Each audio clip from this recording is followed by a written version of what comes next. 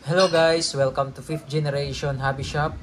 Pagre-review tayo ng unit ni Sir Honcar ng Silang Cavite. Okay. So sir, welcome. This is your SA10 airgun pistol dual ammo. So test video natin sir. Sir Honcar of Silang Cavite. Okay, so ito yung unit mo sir. Ito ay dual ammo SA10 airgun pistol.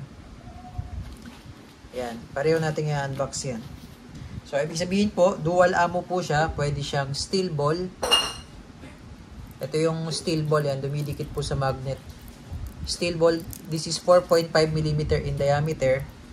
Tapos ito naman po yung pellets. Ito naman po yung 177. So, bali ito ay pointed pellets. Ayan, caliber 177. So, po pwede siya dito. Okay, so ito yung unit mo sir, dalawang unit. Isa-isahin natin.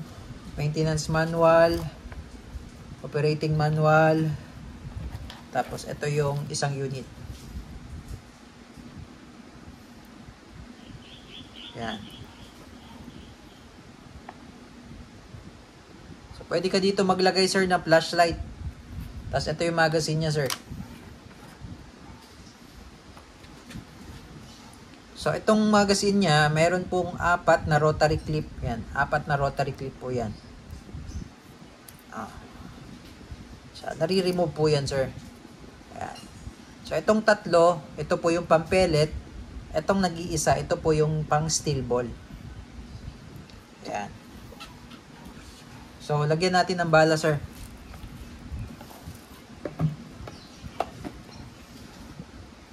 So, ngayon, ito yung pang steel ball. Ayan, sir. Ayan po yung makikita nyo. Sa harap po kayo maglalagay ng steel ball. Sa harapan po.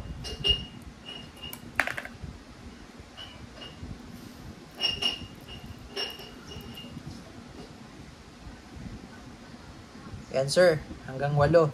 Ngayon naman, itong 3, yan yung pa-pellets. So ito yung harapan, sa likod po kayo maglalagay.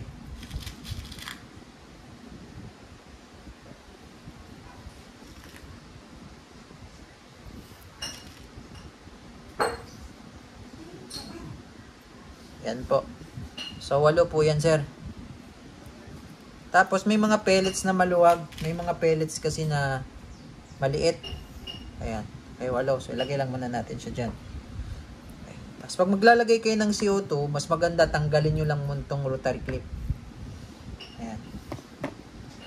Ito po yung CO2, 12G. Ito po, good for 60 shots po bago maubos. More or less 60 shots. Ayan. 12G po yan. And before po kayo maglagay ng CO2, patakan nyo lang po ng oil. Yung dulo, yung tip ng CO2. Every time po maglalagay kayo ng CO2. Ito po yung pampihit niya para humigpit po yung CO2. Then, kailangan po mabilis po yung ikot. Mabilis po yung pag-ikot, sir. Yan. So, once naririnig nyo na po yun, ibig sabihin po nun, may butas na po. Then, tamang higpit lang po.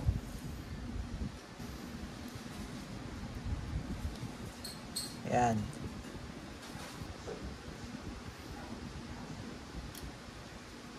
Yan po. Okay. So, ito naman sir, meron siyang safety dito.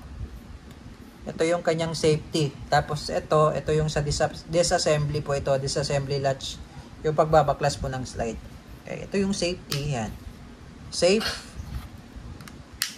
Fire. Lakas ako, safe, fire. So, malalim po yung trigger nito, sir, hanggang dulo po. Yan. Okay? So, load muna natin to dito. So, pag naglo-load pala kayo, sir, sa magazine, kailangan po, pag ganitong position po, para hindi malaglag yung itong mga rotary clip. Yan. So, lagay muna natin sa safe. So, loaded na po ito. So, yun yung first First unit, sir. Unbox natin, sir.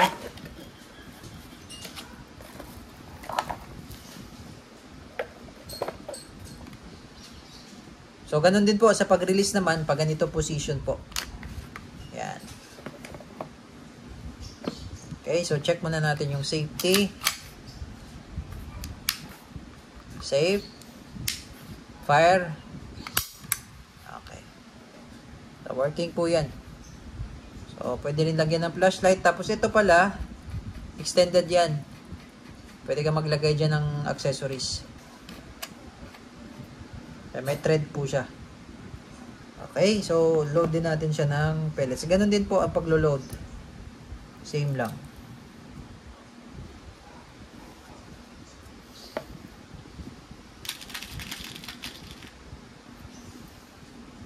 Sa kabila, tayo maglalagay. Lagay lang natin. Yan. Ayan po. Okay. So, load natin. Ay, wala pa palang CO2 to.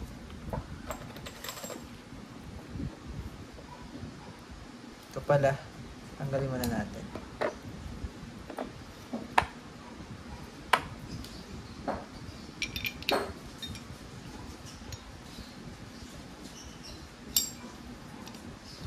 Ayan po. Tapos, mabilis ang ikot. Ayan. Okay. Then, itong isa siguro yung pellet naman ang ilalagay muna natin dito. Kasi yung kanina naman, steel ball po yung nakasalang. So, pellet.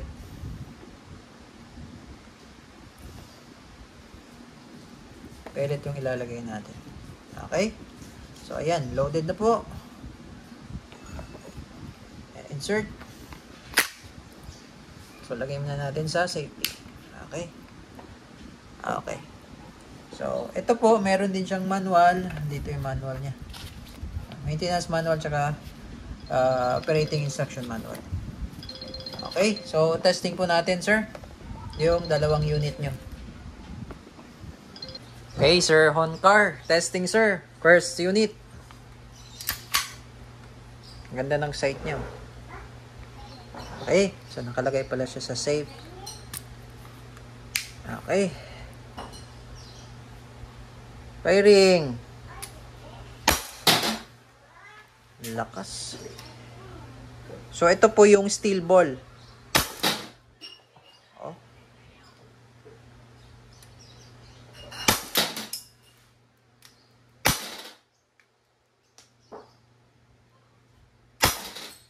Okay. So, itong unit natin, sir. Busin natin yung bala. So, itong unit natin, sir, hindi po siya naglalak yung open slide kasi nga, iba yung magazine niya, rotary siya, hindi siya spring. Ayan. Then, yung CO2, pwede naman siyang i-stack ng ilang araw, kaso automatically, pusa lang siyang sumisingaw, nag-evaporate kasi siya, sir. Ayan. So, check natin kung naubos yung bala. Ayan, ubos. So, ilipat ko lang yung isa. Oops.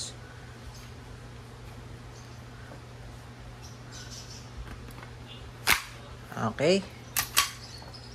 Firing.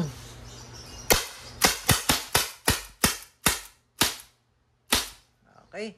So, ayan. 8 po yun, sir. Okay. So, first unit, all goods po. Release lang. Ayan. Malamig yung magazine. Pag malamig yung magazine, pahinga lang muna, sir. Pahinga lang muna bago nyo isa lang ulit. Okay. So, all goods na yung isa. Doon naman po tayo sa second unit. So, ito yung isang unit. Ay, naka-safe. Okay. So, firing. Pag bago yung CO2, malakas. And then, pag lumalamig yung magazine, yung CO2, humihina yung blowback. So, natural lang po yun.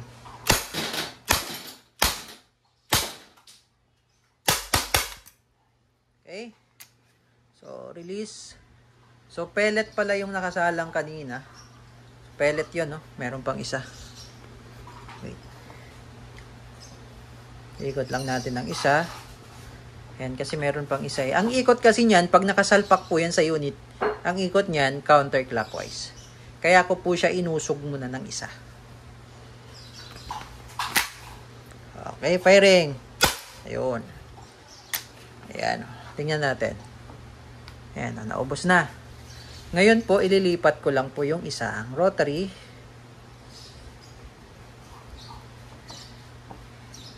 Salpak. Okay. Firing.